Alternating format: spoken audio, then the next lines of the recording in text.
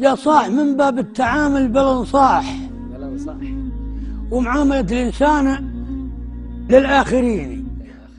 يا صاح لا تشغلك دنياك، يا صاح تقطع حبال الوصل بينك وبيني، خلي القلوب صحاح والبال مرتاح، نرتاح في الدنيا وجيك وتجيني. لا طاح سهم البورصة والذهب طاح، قامت سهوم الطيب والطيبين مثل ولد راجح عبيد بن شلاح، يتذكر حاجتي ما نسيني، تبلالها البيضاء على كل مضواح، ابن سحت التبع للفرقدين. وبنهز الربع في بواويج الاصباح، تودع توجه رد جاء شجرتين انطرنخ الفزع، عشاشي قلم داح، كل يقول ان اللزوم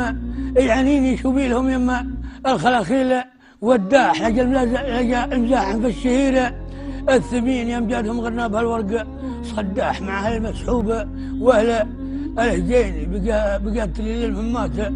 نطاح، جزم الصالي طريز اليميني ربعي ونجمي في سما مجده ملاح،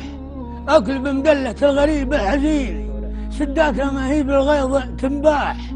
وبخوتنا ما تظلم الغايبين، ولا نستغل الطيبة من نادي الراح، حاجاتها ما تجهد المستحيل،